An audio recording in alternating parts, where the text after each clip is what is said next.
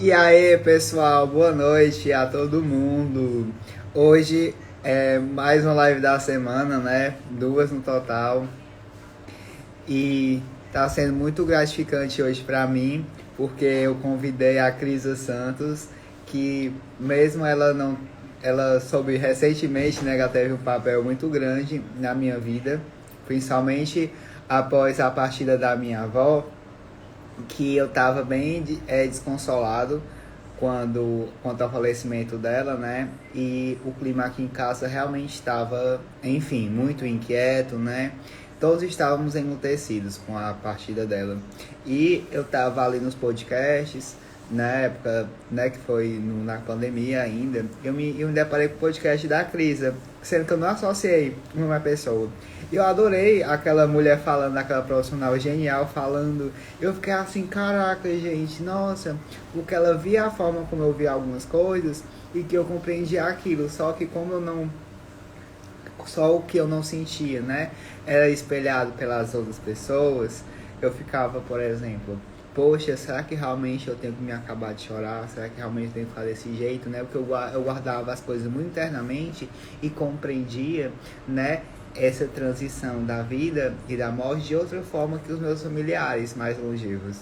Então, ao me deparar-se com a crise e o que ela faz a partir da arquitetura como uma boa profissional e também com a neurociência, né, aplicando uma ao outro, né, eu vi o quanto é sensacional e lidando com idosos, lidando com o envelhecimento, né, lidando com a gerontologia, com a neurociência, né, e lidando também com os hóspices, né, poxa, lidar com o processo de emutecimento é algo fundamental e mesmo que não seja muito comentado pelos profissionais, né, é uma etapa importante do processo.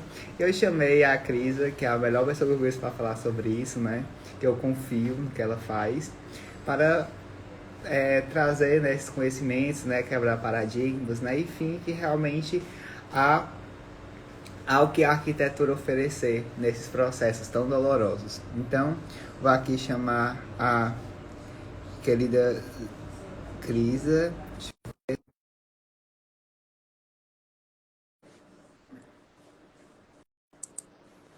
eu ver, convidando. É sempre aquele processo. Crisa. Olá,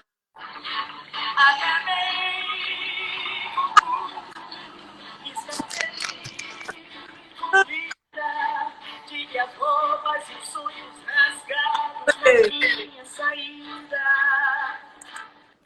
que carinho. Boa noite, Crisa. Tinha que abrir com essa música, né? É, As férias feridas, dando a volta por cima, né? Em todos os itens e situações, a partir da magia da arquitetura, juntamente com a neurociência, não é verdade? sim, sim.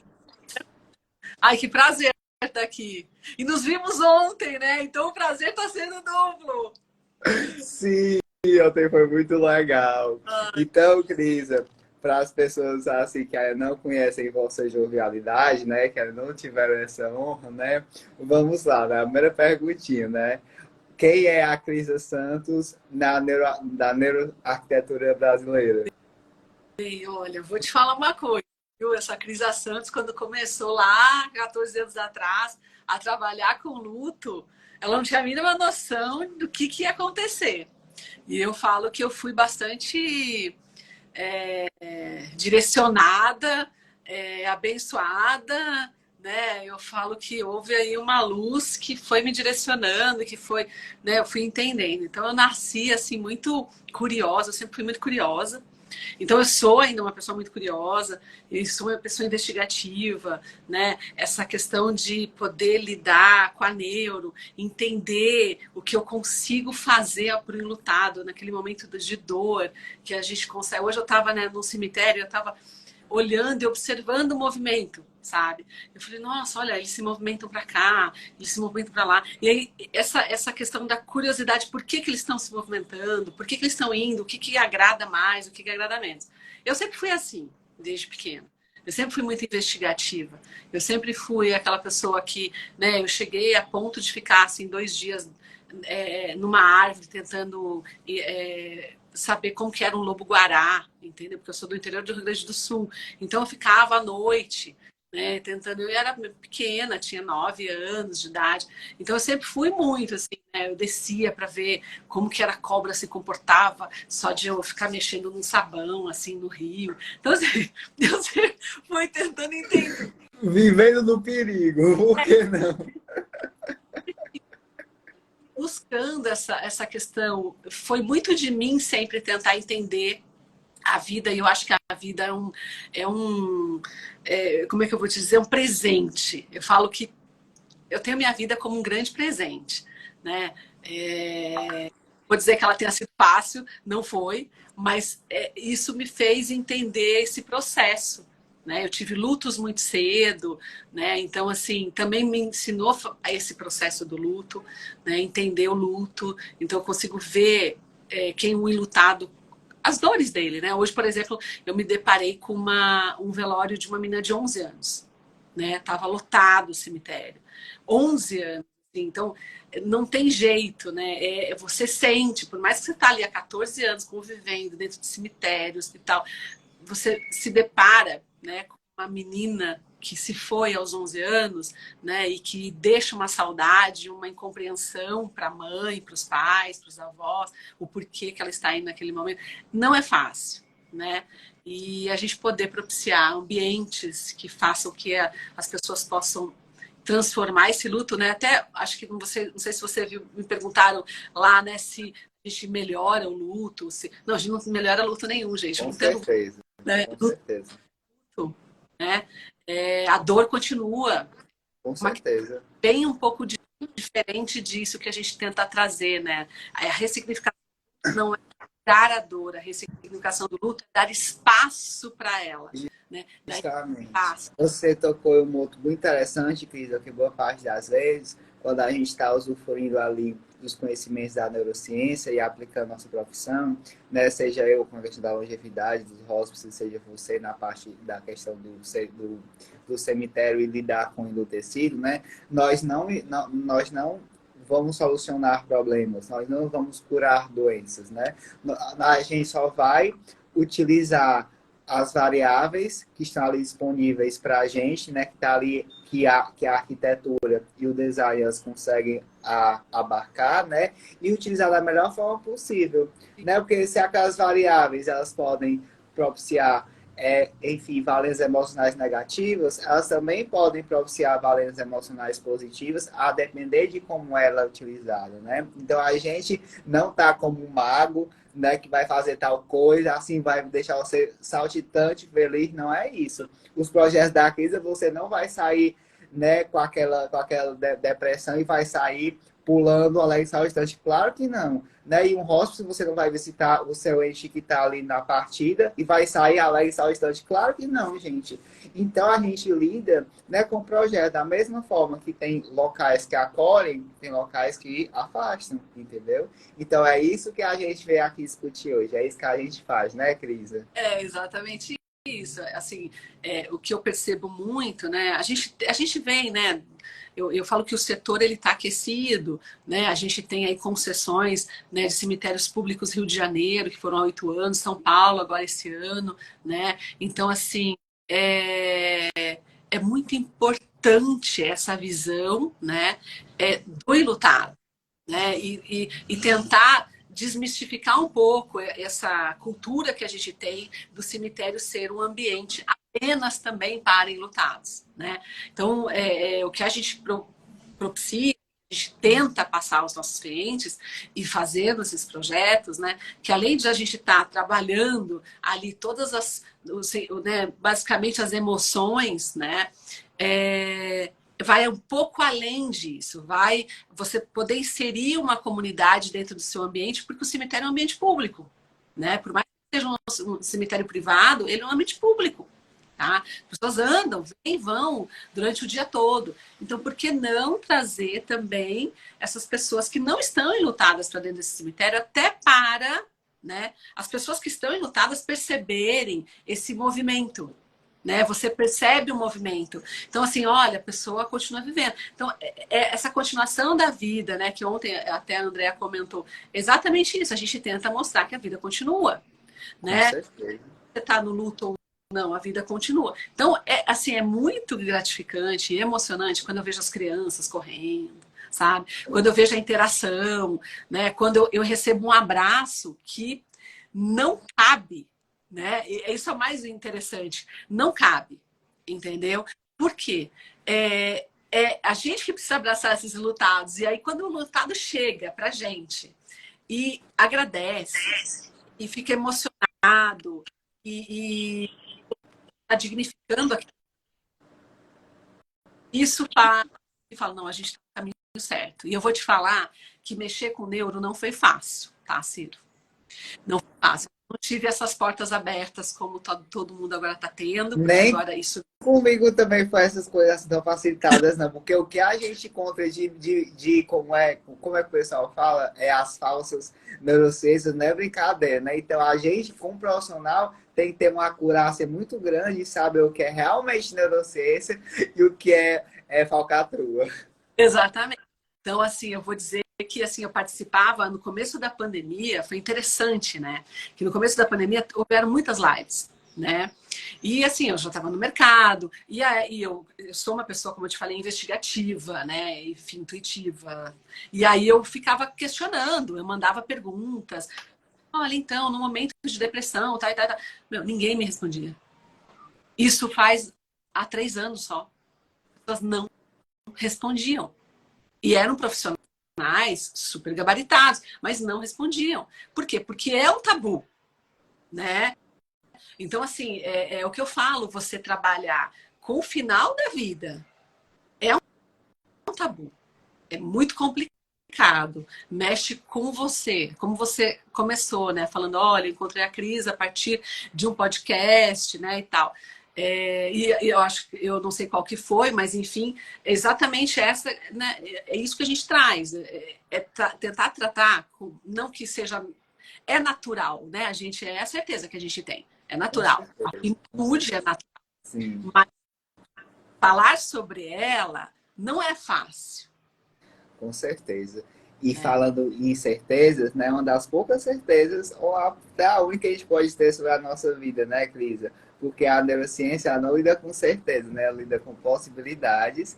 E em qualquer momento, tudo que se descobriu até agora pode ser tudo mentira e vamos começar tudo de novo, né? Porque a ciência está aí para isso mesmo, né? Investigação, né? Investigação.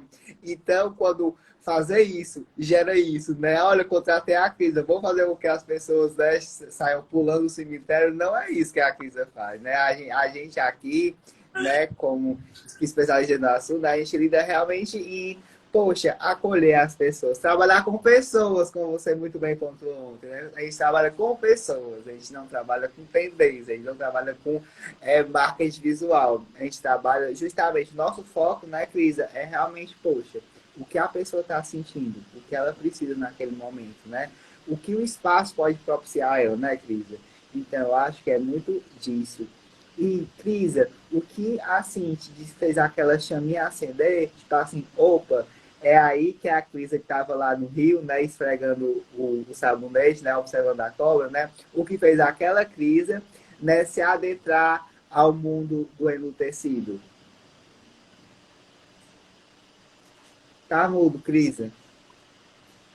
Tá Tá mudo. mudo? Agora voltou. Voltou? Aham. Ah. É engraçado, eu estou escutando você numa boa, né? Deve ter sido alguma interferência. Mas tá bem agora? Tá sim. Então, o que aconteceu foi o seguinte. Eu ganhei, eu trabalhava, né? E, assim, eu passei por uma gama de trabalhos, né? Eu adentrei dentro da arquitetura, no comercial, no corporativo, no residencial, no industrial, né? Então, quando me caiu no colo, eu falo que me caiu no colo, tá? Porque não tem algum para isso, tá? Quando me caiu no colo, um cemitério que eu falo que foi um presente, né? Então, presente, eu fiquei meio que, né? Isso há 14 anos atrás, eu já estava, né, na minha vida profissional e eu pensei, gente, o que eu vou fazer com isso? Foi mesmo. Como que eu vou trabalhar como usuário, não como tem, como se comporta, como ele se direciona, como ele conversa com o mundo, né? Então, eu tive que quebrar todos os paradigmas, entendeu? Eu tive que começar do zero. Pronto, agora eu vou fazer arquitetura, essa arquitetura, né? Então foi basicamente isso. E aí eu fui buscar referências, né? Eu não tinha referências. Né? Ah, tem um cemitério XPTO, entendeu? Que é na América Latina. Ah, é um cemitério japonês e tal, e tal. Mas assim, eram muito pontuais essas referências, que não trabalhavam, né, com uma neuro, trabalhavam muito com uma simbologia, né, e tal, que eu acho que aí é o que da questão. Fui começar a trabalhar, né? A arquitetura aplicada, né? A psicologia cognitiva e sensorial, né? A experiência do usuário. Então, eu comecei a passear por outros locais, né? Para poder me adentrar um pouco mais. E aí eu fui atrás de psicólogos, né? Médicos de cuidados paliativos. Eu queria entender entender o luto precoce, né, que é o luto antecipado, né, que quando a pessoa já está dodói, né, e você tem que estar ali diante da finitude de alguém que você ama. Então eu fui tentando entender tudo isso e a partir disso eu falei, opa, mas peraí, né, a gente precisa ter ambientes vivos, né? E aí foi interessante que uma vez um repórter, um jornalista, ele foi no Mirante, né, que é a minha primeira obra, né, cemitério, e ele deitou no Mirante, e ele falou assim, eu quero morrer aqui porque eu nunca me senti tão vivo. Então isso é o que eu falo, aqueles pequenos momentos que pode chegar amanhã o cliente e falar assim, ah, derruba isso aqui, e eu vou falar assim, não, já cumpri o papel, tá tudo bem. E é muito. Né? E o mais gratificante, né, do nosso trabalho é quando a gente vê as coisas assim sucedendo, né, como a gente acredita que seja, né?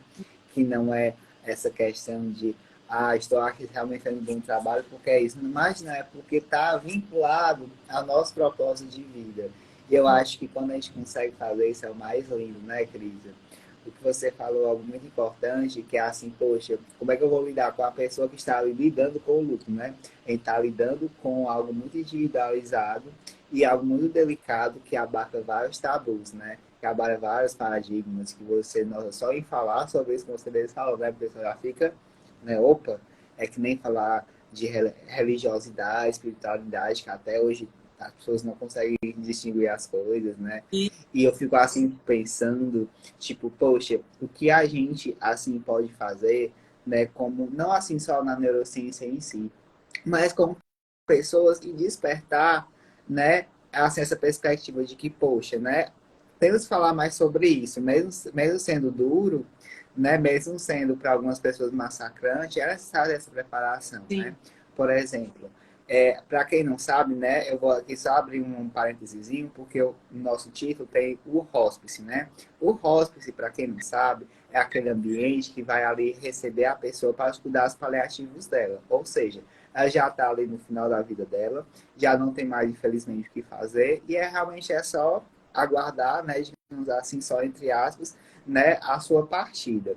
Logo, tudo ali é trabalhado, né, a partir da neurociência, a partir da psicologia comportamental, da cognitiva, totalmente é trabalhado para que essa dor seja minimizada. Entende? Depois vem a crise, né, com a questão do emutecimento, quando finalmente o luto ali é efetuado, depois de muito sofrimento, para ter essa nova etapa, que não deixa de ser sofrida, deixa só uma nova etapa a ser enfrentada e deve ser enfrentada, né, Cris?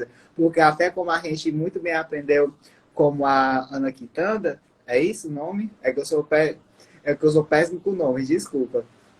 É essa prática, a gente tem que realmente respirar o luto, né, para tentar realmente trabalhar ele, porque se a gente deixar sempre isolado, num cantinho, numa caixinha, aí sim ele vai nos atormentar para sempre.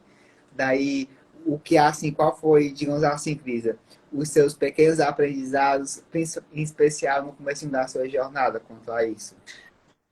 eu acho que assim, como eu tive lutos muito cedo, né? Eu perdi minha mãe aos 13, né? E tive algumas umas situações mais complicadas, né, ao longo da minha vida. Então, eu fui perdendo pessoas, né? E isso me fez entender esse processo da perda.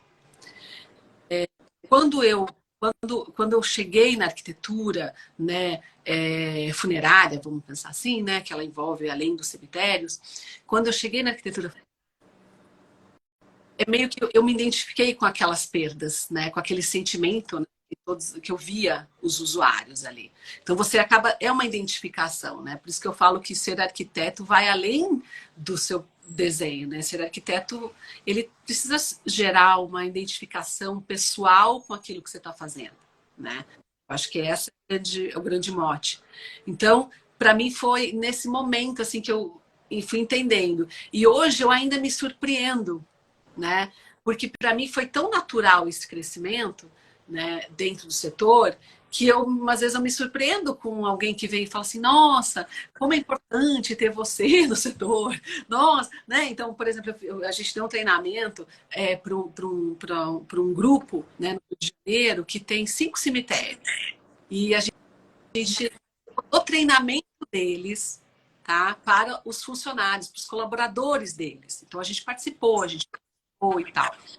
Você vê o jeitinho deles entendendo o que é o enlutado, não tem preço. Vai além da arquitetura.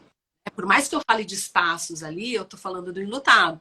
Então, isso vai além. Né? Então não é só um espaço, né? Eu não pego, né? Claro que eu não estou desmerecendo quem faça isso, né? Por favor, mas assim eu pego, faço né, um projeto de uma sala de velório, acabei e vou embora, né? O nosso coletivo ele não é isso, né? Ele é além disso. Ele vai, ele investiga, ele observa. Então, assim, às vezes no meio do dia, né, um arquiteta que esteja na obra fala assim, olha, então, hoje aconteceu isso, isso, isso. Então a gente tem uma troca muito grande. E é uma troca de vida, a gente vai entendendo o luto. Então, a gente teve ano passado 2, né? O meu braço direito e o meu braço esquerdo né, iniciaram o processo de luto, as 2 perderam o pai, né? Numa diferença de 1 mês.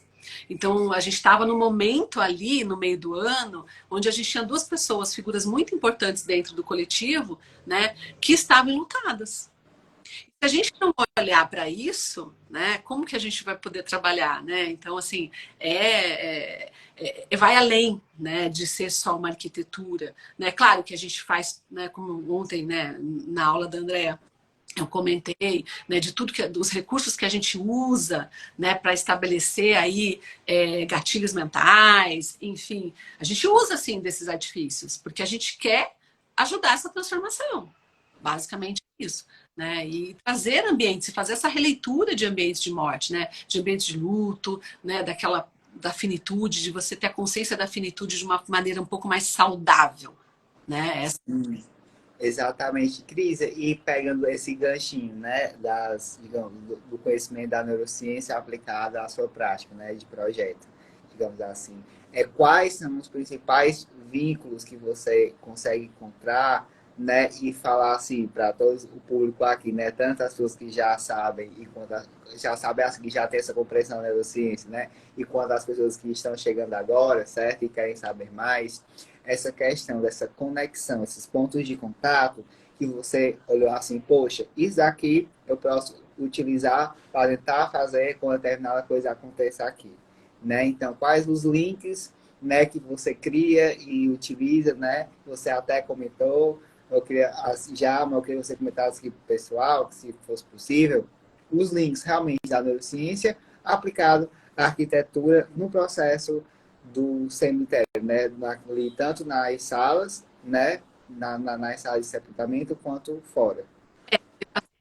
Eu acho que o primeiro link é assim, eu acho que a neuroarquitetura, ela, além de analisar, né, enfim, que dá essa possibilidade da gente entender como que o nosso funcionamento, né, eu digo não só cerebral, mas corporal, porque dá um reflexo, obviamente, a partir daquele ambiente construído, né? Então, assim, a partir disso, quando eu falo isso, eu já estou linkando, né, a neuro a um ambiente de luto, porque afinal de contas eu estou analisando a partir de um gatilho que eu provoque como que aquele enlutado vai se comportar e como se aquilo vai ser bom para ele ou não, né? Então eu acho que é o primeiro ponto, né?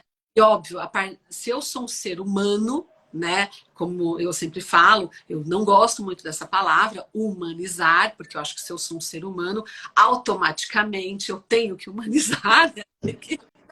Não tem muito jeito, mas essa humanização, ela vem a partir de exatamente olhar para o que é natural, a gente quer continuar a nossa espécie, né? Isso é neuro, né? Eu quero continuar a espécie, eu quero continuar vivendo, né? Essa questão é muito importante. O nosso cérebro não quer morrer, gente, né? Essa é a grande, né? Esse é o grande mote. Então, o que acontece? A gente vai procurando a partir disso elementos naturais, não só elementos diretos, né? A gente não tá, vamos colocar uma pedra, não, vai além de tudo isso, né? Vai, por exemplo, os movimentos do corpo, né? Como que é um movimento do corpo quando você abraça, né? Como que é o movimento, né, de tudo isso? Então, assim, a gente usa desses desenhos, né? Fibonacci, a gente usa muito Fibonacci, né? Por quê? Porque uma espiral sensacional, né? Ele abraça, né? Então a gente vai usando, a gente usa, por exemplo, vários elementos, né? Que eu consiga fazer com que esse enlutado entenda que ele pode continuar vivendo. Então, um paisagismo que se movimenta, que não seja estático. Então, se o paisagismo ele é estático, a gente tem uma planta que, sendo ela estática, ela parece estar em movimento, né? Então, a gente vai trabalhando ritmos, né? Ritmos, alturas, né? O pé direito, por exemplo, gente, é super importante. Por quê? Porque a gente é primitivo, né? A gente ficava em caverninhas quando a gente era lá, né? Muitos bilhões de anos. Então, o que acontece? A gente precisa, né, dessa capa de cobertura, principalmente quando a gente está sentido, quando a gente está magoado, quando a gente está de coração partido, né? Então, assim, como que é esse pé direito? Às vezes eu chego em entendimentos que o pé direito é gigantesco, enorme. Aí eu falo, meu Deus do céu, nunca que o lutado vai se sentir acolhido ali. Com certeza. Aí tem outros lugares que eu vejo que o pé direito é baixíssimo. Eu falei, gente, o lutado nunca vai se sentir acolhido. Vai se esmagado. Esmagado, basicamente isso. Então, assim, até num toldo mais de cerimônia, que fica lá na hora do sepultamento, a gente tem que pensar nessa altura, né? É o último contato que a pessoa tem. Como que eu vou cerimonializar isso? O que eu posso contribuir? Então, eu acho que é uma contribuição, né, que a gente precisa entender, quem trabalha nessa área, que vai além da psicologia, que vai além da arquitetura, que vai além do comportamento, né? E não digo além do comportamento, é o comportamento, né? Eu acho que neurociência é comportamento, gente, né? Com certeza. É isso que é o mais importante, é comportamento. A gente trabalha com comportamento. Quem trabalha com neurociência, seja aplicado a negócio, seja aplicado a arquitetura, seja aplicado a qualquer coisa, é comportamento, né? Tanto que na PUC é comportamento o curso, né? A pós-graduação é essa, né? Neurociências e comportamento, não tem como desvincular. Sim, com certeza. Basicamente, a boa parte dos cursos de pós, né, que abarcam a questão da neurociência, né, sempre tem o nomezinho comportamento, né? Porque, enfim, né, é justamente explicar esse comportamento a partir do funcionamento do nosso sistema neurológico, né? E o bacana até aproveitar, né, que a famosa pergunta, a diferença entre psicologia ambiental, né, e neurociência, é justamente isso, que enquanto a psicologia ambiental, ela observa, norteia, né, a neurociência vem para pegar o que ela já fala, né, e fala assim, olha, gente, isso acontece por causa disso, né, lá no nosso cérebro, e pronto, né, então as duas se complementam, as duas trabalham juntinhas, né, uma não é inimiga da outra, aí, o conhecimento está aqui sempre para agregar, né, querido? Você vai agregando aqui. É uma coisa bem bacana, né? Que você, desde pequena, se não me engano, você estuda religião, né? E é o conhecimento que vincula demais com o seu trabalho. Daí você poderia falar assim, como a agregação desse conhecimento lhe auxiliou nesse processo? Quer dizer, que lhe auxilia porque conhecimento, né? Todo dia é um novo conhecimento, né? A gente está trocando conhecimentos aqui, né? Então, esse conhecimento, né? Como é que ele lhe ajuda, digamos assim, né? Como é que ele ajuda, como é que ele você consegue utilizar das diversas religiosidades, né? E assim, poxa, compreender melhor e utilizar no seu trabalho. Então, a gente sempre faz meio que assim, tenta entender, né, dentro daquele ambiente, qual que é a maior porcentagem de cada religião, né? Quanto tem de cada, mais ou menos, religião naquele setor ali, né, naquela região, naquela cidade, né, e tal. Até para a gente poder entender um pouco, né, o público que a gente está trabalhando. Né? E óbvio que a observação, que é a análise pré-ocupacional, então é a análise pré-ocupação. Então a gente precisa estar nesse ambiente, entender esse ambiente. Então eu vou tentar ver o que o meu lutado faz, né? Se ele é católico, se ele é um protestante, enfim, se ele vem de religiões, né, de raiz africana. Então assim, como que funciona essa religião? Como se funciona o adeus? Para mim funcionou muito, me ajudou demais em estudar religião desde os 13. Porque quando eu venho do processo de luto da minha mãe, eu vou atrás de entender por que ela foi embora, né? Por que ela foi embora tão cedo, né? Minha mãe faleceu, ela tinha 31 anos, né? Então, assim, por que ela foi embora tão cedo? E aí você vai nessa busca de sempre, né, entender, buscar, nossa, religião X, religião Y e tal. Blá, blá, blá. E eu passei um período muito grande tentando entender, porque foi, obviamente, hoje eu brinco e falei, gente, olha, eu estudei tanto que eu verifiquei que, ó, não descobri para onde ela foi e tá tudo jóia, né? Eu acho que essa é a grande questão. Então, a religião, ela traz esse acolhimento de você entender, muitas vezes, algumas manifestações e expressões dos resultados dentro dos cemitérios. Isso te facilita o trabalho pra caramba. Com certeza. Né? Porque você sabe onde que você pode direcionar. Né? Como que você pode trabalhar tal religião, como que você. Se você entra num cemitério, por exemplo, que as pessoas reclamam por acender uma vela, né? É uma forma de se expressar, de expressão. Ela precisa fazer essa conexão divina, né, com essa pessoa que já foi. Ela precisa Com certeza. a forma com que ela tem, entendeu? Então, basicamente, o que a gente normalmente faz é observar. A gente observa, né? Então, assim, a religião ela só veio meio assim para ajudar nesse entendimento, né? É claro que a gente tem um entendimento diferente hoje da morte do que a gente tinha 100 anos atrás, óbvio, né? Mas o que eu acho mais importante dentro desse estudo que foi a minha vida toda sobre religiões é poder olhar com olhos mais compreensivos para aquele momento de expressão de cada enlutado, pelo aquele papelzinho que ele escreve, sabe? Pelo aquele momento que ele. Eu, por exemplo, hoje eu estava num cemitério, como eu falei, e eu adoro cânticos. Gente, eu sou apaixonada. A pessoa pode ser, o pastor pode ser, por exemplo, o padre, enfim, qualquer um músico, pode ser desafinado, entendeu? Mas eu amo. Eu paro, eu fico escutando. Porque, assim, é muito divino esse momento. Porque as pessoas estão ali cantando e elas estão clamando por vida, né? Por mais que elas estejam sepultando, velando alguém, né? E quando eu falo sepultando, gente, eu não estou dizendo só na terra, tá? A gente está falando, né, de cremação, de um momento de uma cerimônia de cremação, né? Do momento de uma cerimônia simula um sepultamento, mas que depois ou a cremação. A gente está falando de cerimônias em geral, né?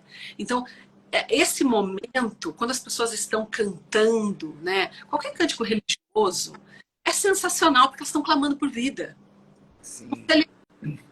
Lendo aquela passagem. Então, Com eu inteira quando eu passo e estou escutando. E umas vezes eu canto junto. Porque a maioria, você imaginar 14 anos, a maioria eu sei um monte. Eu frequentei muitas religiões. Então também muitos cânticos, né?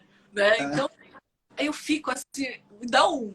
Sabe o coração aquece? Você veio com vontade de ficar, né? Ficar cantando lá, né? Você não tá sabendo nem o que tá acontecendo, nem quem é a pessoa, nem qual é a religião, mas você tá lá, tá ali, usufruindo do momento, né? E dar espaço a isso, eu acho que é o fundamental.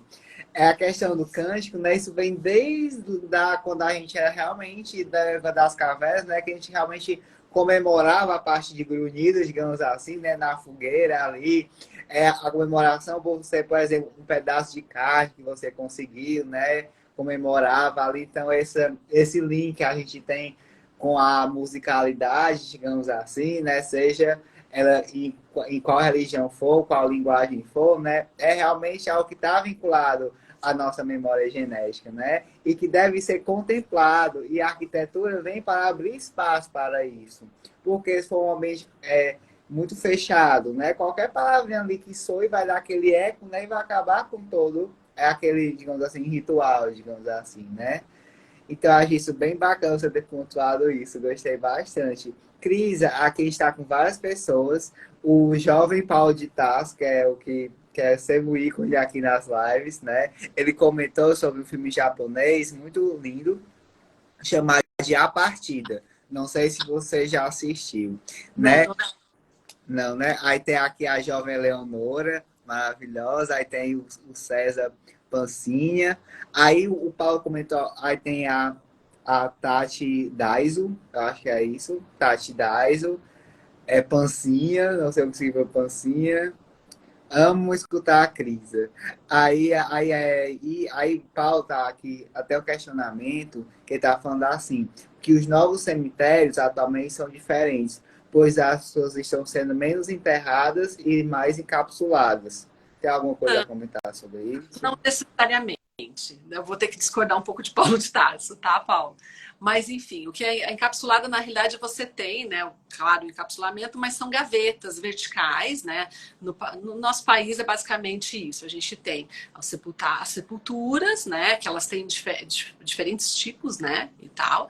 E a gente também tem as gavetas verticais, que eram igual aquelas gavetas antigas, né? Que eram uma em cima da outra, e que Ah, sim. elas parece uma cápsula, tá? Parece uma cápsula Hum, lá e tal, basicamente isso. Mas isso ainda né, não é nem 50%, né? Então, entendi. assim, a gente tem um passo. São situações propostas diferentes, mas isso também não muda absolutamente na sensação do enlutado. Isso não muda absolutamente nada. O Não, luto, com certeza. independente Com da certeza. forma que você está ali sendo, se você está sendo cremado, sepultado, enfim. E quando eu falo sepultado, inclui esta forma também, porque não deixa de ser um sepultamento, tá? Entendi. É até porque creio que assim digamos assim, diversos métodos, né, que depende muito da religião, né, de cada um. Eu lembro até que em questões mais assim, como eu posso falar, gente, poxa, é daquela religião que a gente vê muito nos filmes assim, muito antigos, dos guerreiros, né? Que eles colocam ali o barco, aí o barco sai na lagoa, aí chega lá no final ele é queimado, né? E o pessoal ali é uma oferta, né? Digamos assim. Reza, reza, os vikings faziam isso, Os né? vikings, sim, os vikings, exatamente. É quando você tá me Mas ainda a gente tem controvérsias quanto a isso, né? Mas reza a lenda. Sim, então assim, tem realmente várias formas de rituais, né? E todas elas, né, são válidas, logicamente, né? Porque ali está um bloco de várias culturas envolvidas. E eu acho, né, que principalmente nós, como arquitetos, né, Crisa, a gente tem que realmente respeitar, acolher e ver como a gente pode fazer melhor disso tudo, né? Ontem, né, você falou muito a questão da narrativa, né? Do antes, do durante e depois do momento principal, que no caso, né, seria o enlutamento em si, né, como um todo. Você poderia falar um pouquinho sobre esse processo, da chegada, dali do grande momento e da saída? Bom, então, assim, o que a gente sempre tenta entender, né, que como que o enlutado se comporta. E a gente foi percebendo, né, trabalho, que é importante que o enlutado seja bem recebido, né? Só com palavras, né? Então, naquele momento que finda, né, que você, enfim, você vai para um lugar, né, velar o corpo de alguém, né, ou simplesmente só sepultar o Covid, né, durante o Covid, que não havia o velório, e isso foi muito, né? A gente percebeu isso porque a gente fez um memorial, que foi o primeiro memorial em homenagem às vítimas e enlutados da Covid. Então as pessoas elas iam ao memorial justamente para se sentir um pouco mais dignas né, daquele momento de passagem, que eles não tiveram isso. Né? Então, nesse momento que eu tenho né, esse luto, que é o luto da minha vida, né, perdi alguém, então ele tá ali, não tem jeito. Né? Então é importante que os ambientes, que você possa chegar, né? Como eu falei, a experiência da chegada. Como é que eu chego nesse local, né? Esse local vai me receber de que forma, né? A gente tem muito hábito de falar, gente, vamos receber o enlutado com algo que acende, né? Com algo que transcende, né? Que você consiga trabalhar essa simbologia, né? Na vegetação, na arquitetura. Porque ele vai estar ali triste, ele vai estar em depressão, ele vai estar barganhando, né? Então, as 5 fases do luto, né? Ele vai estar barganhando. Até ele aceitar é um processo muito grande, né? É um processo longo. O meu, por exemplo, demorou muitos anos, né? Então, assim, e quanto mais interrompido o luto for, como for, é muito maior. Não achem que o luto interrompido ele salvou aquela pessoa, Com sabe? certeza não. Piora a situação demais. Piora a situação, né? Então, assim, você se prolonga mais, você fica vinculado àquele momento de quando você estava com a pessoa, né? Então, você tem aquela sensação de que, olha, essa pessoa está comigo ainda. É mais ou menos quando você não acredita que um relacionamento acabou, tá? E aí você continua com aquela narrativa de como se a pessoa tivesse ali, fosse casada com você, se estivesse namorando a pessoa, né? É mais ou menos isso. Você continua vinculado. E aí, o que é importante que a gente, nesses ambientes de luto, a gente traga esse sentido de se eu ambientes, por exemplo, que ligam um lugar ao outro, né? Eu tenho uma sala de velório num canto, e aí eu tenho o sepultamento em outro canto, ou uma outra sala, né, de cerimônias de cremação, por exemplo. Como que é essa interligação entre essas salas? Né?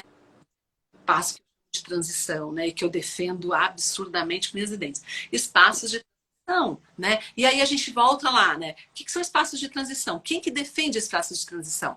Biofilia, né? São um dos pilares da biofilia. São os espaços de transição, né? E na área comercial é muito utilizado. E resort Demais. é impressionantemente utilizado em hotéis, né? Como que a gente, olha, porque a gente está sendo, a palavra é hospitalidade, basicamente é essa, tá, gente? Então, vamos lá, hospitalidade. Hops. Exatamente, perfeito. Queria chegar aí.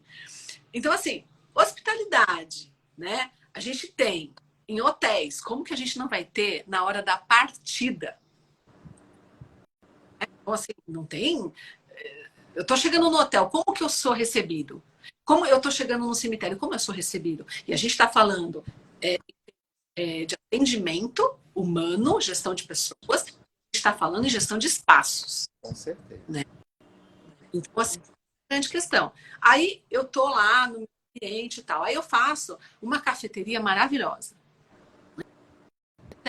Uma cafeteria maravilhosa, né? Parece, enfim, imaginem aí a melhor cafeteria da cidade de vocês, né?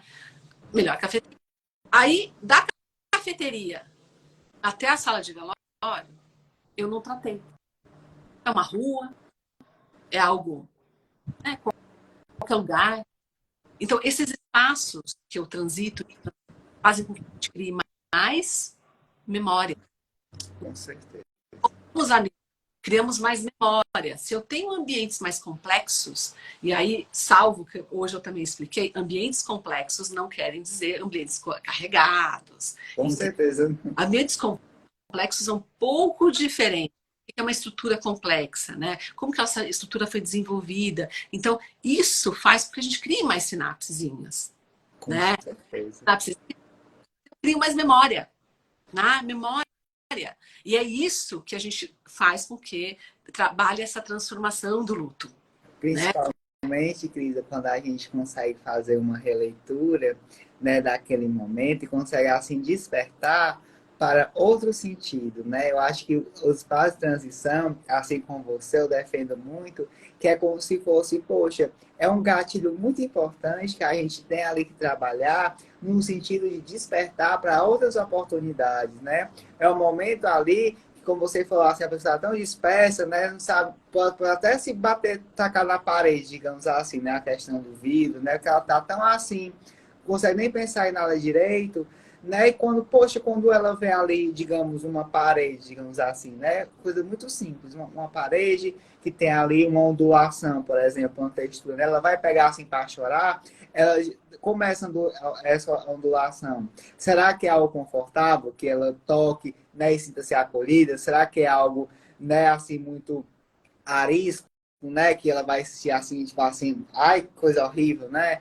Então, até esses mínimos detalhes, né? O tipo de revestimento que a pessoa pode ali fazer, você até falou a questão do banheiro, né? Ah, nossa, o banheiro é uma ótima oportunidade, né? Mas pode falar sobre isso, você fala melhor. Arrochar aí. Então, e é super interessante essa questão dos espaços de transição, né?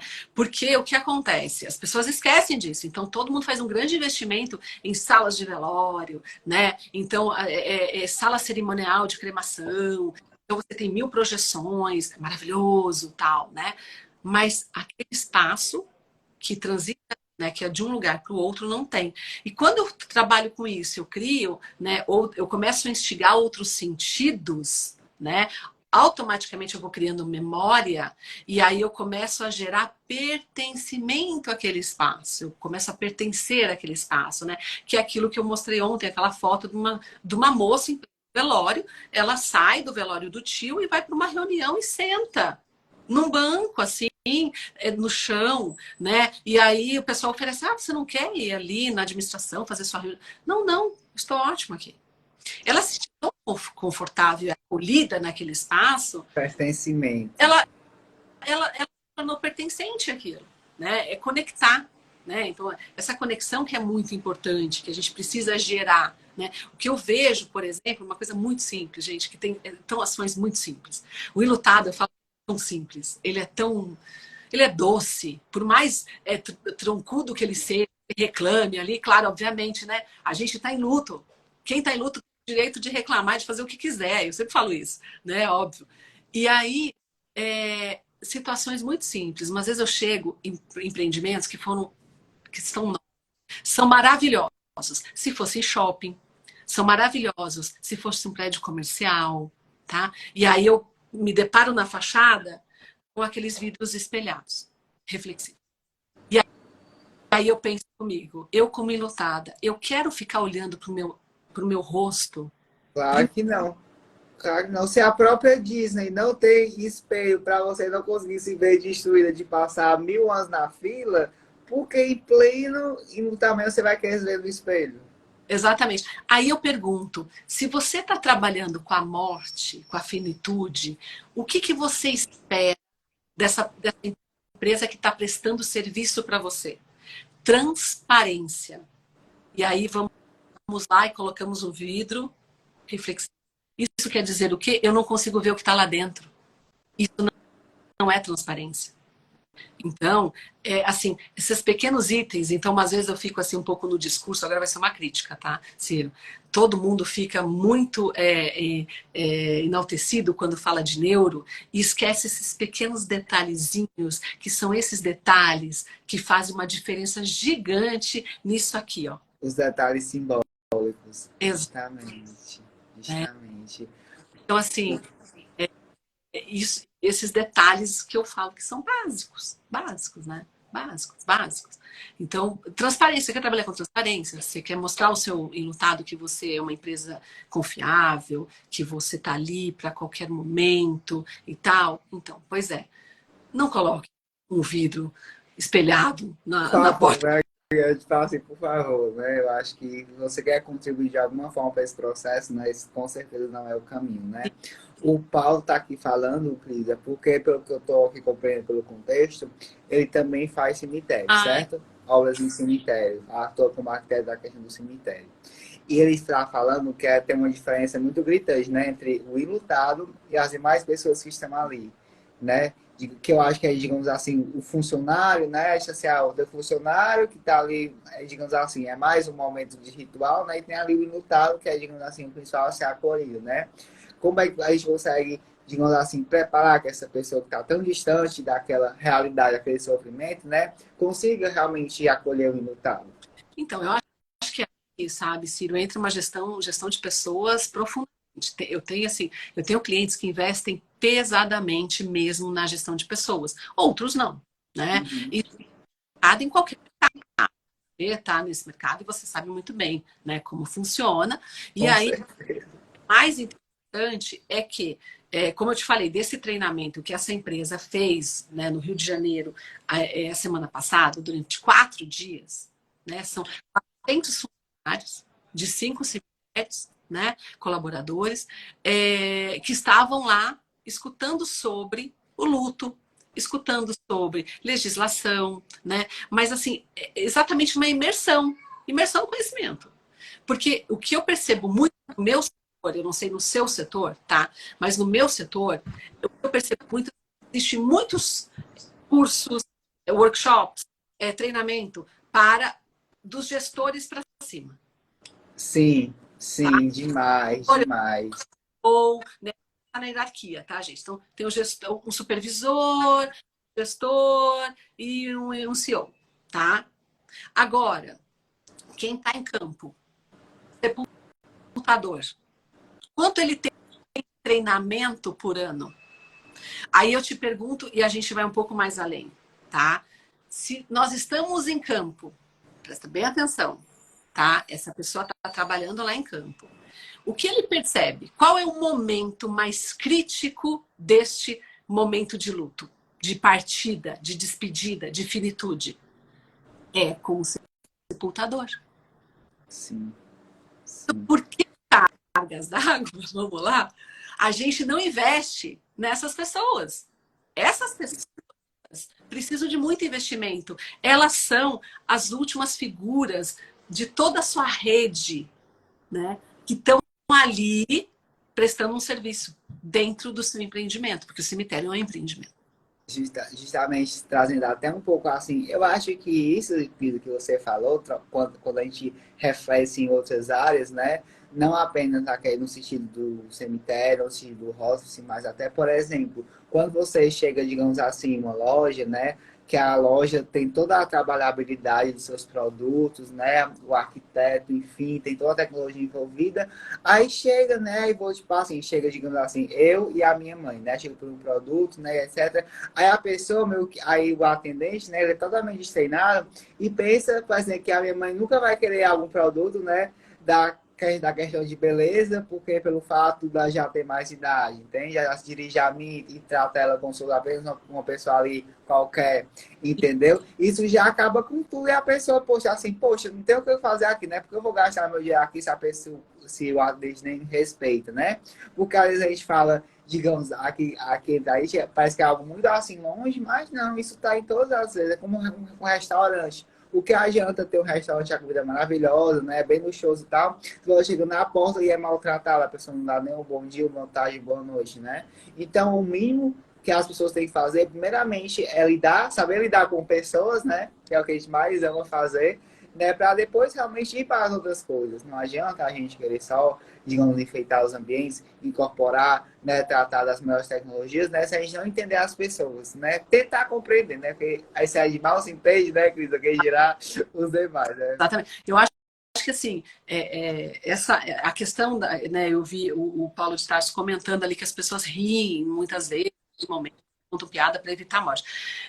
Eu falo que a gente tem, tá? Não acredito que isso seja 100%, não acredito que isso seja um gatilho para evitar a morte. Assim, na minha concepção, eu respeito quem tem essa opinião.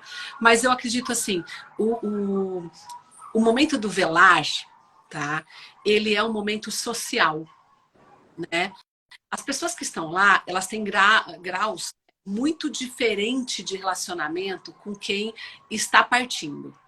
Né? Eu tenho o meu primeiro núcleo, que é as pessoas mais próximas daquela pessoa que está partindo, né? Eu tenho o meu segundo núcleo, que é aquela pessoa que fica entre aquele familiar ou aquelas pessoas mais próximas e aquelas outras pessoas que só foram lá, né? Enfim, abraçar, né? Dar os seus sentimentos e tal. Então, isso acontece porque é exatamente um momento de conexão social. Então, vai acontecer a piada, vai acontecer o choro, vai acontecer todas as expressões que a gente tem em um momento de conexão social. Vai acontecer o riso, né? Eu falo que a hora do velar, né, do velório ali, ele é o momento exatamente da conexão social mais pura. Porque as pessoas estão despidas.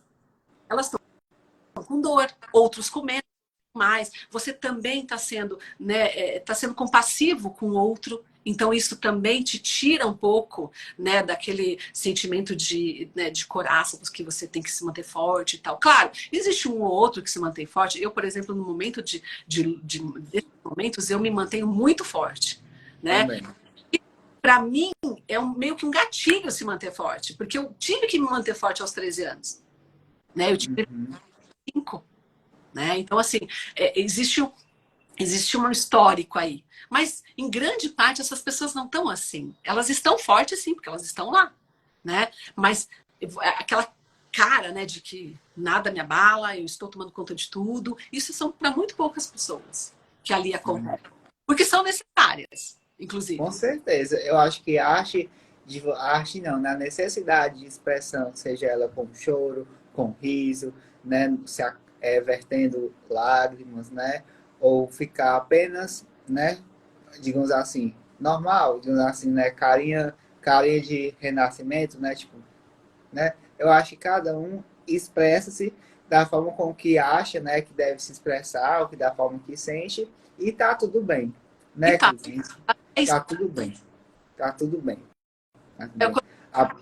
Quando estava ali, né, fazendo... Gente, é expressão. Né? É a forma com que a pessoa tende, né, se expressar. Às vezes a pessoa tem uma crise de riso curta por extremo nervoso. Né? Eu acho assim, cabe a mim não a leitura, cabe a mim dar este ambiente para que essa pessoa possa se expressar. Né? Sim.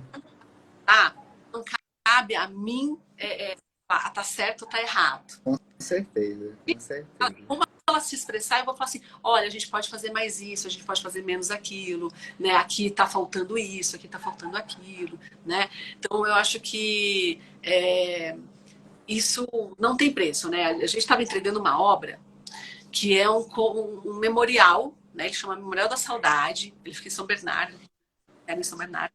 E aí era tão interessante, porque a gente estava construindo e o cliente colocou os renders de placa, né? Ele pediu para colocar, inclusive, e aí eles ficaram com. Então as pessoas, os enlutados, eles iam lá para saber quando que estaria pronto para ele ir lá colocar as cinzas do seu ente querido. Então, assim, eles ficavam espiando e eles falavam assim, nossa, como que vai ser? Me explica. Eles estavam no momento de luto. Sim. Então, às vezes eu perguntava, não, mas o senhor já tem cinzas aqui? Está em outro cemitério? Não, não, não. Está sendo cremado hoje. Curiosidade. Como é que funciona? Né? Eu falo, é assim, nesse momento, a expressão é muito fácil.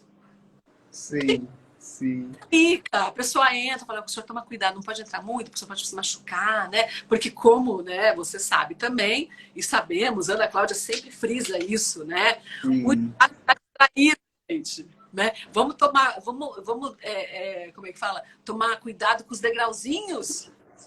Sim, justamente, acho que é isso. Nossa, Crisa, 1 minuto para 1 hora. Socorro, a gente, 1000 lives aqui para a gente falar tudo, não é muito bom. Crisa, desculpa, mas realmente o Instagram vai acabar com a nossa live, né? Mas, enfim, acho que valeu até demais você ter vindo aqui. Obrigado de verdade, do fundo do meu coração. Te ouvir sempre é uma delícia, tá certo? Muito obrigado, é uma honra para mim. Muito honra. Né? Obrigado a todo mundo por estar aqui hoje. E eu acho que o recado que fica, né, é assim, que Da mesma forma que a gente tem que preparar os espaços, né? Seja vai receber um amigo querido em nossa casa, seja para ir em um restaurante, para o casamento e para o seu aniversário, também tem que se preparar para esse momento, né, Cris? E da mesma forma que a gente tem que se preparar, o espaço tem que estar apto a nos acolher. E a partir desse entrelaçamento entre o preparo físico e o espaço em si, a gente consegue unir a arquitetura e a neurociência e fazer acontecer, né? Não é que a gente está lidando com verdades, não é que a gente está lidando assim, com realmente acesso. A gente tenta fazer o melhor que a gente consegue. Não é isso, Cris? Tá certo. Então é isso. Teremos sim, Paulo, sobre neurogastronomia. Vou aqui colocar o pessoal, vai ser muito incrível. E, pessoal, muito obrigado de verdade. Obrigado, Crisa. E até mais. Tchau, Crisa. Tchau. Beijão pra você, viu? Tchau, tchau. Tchau, gente.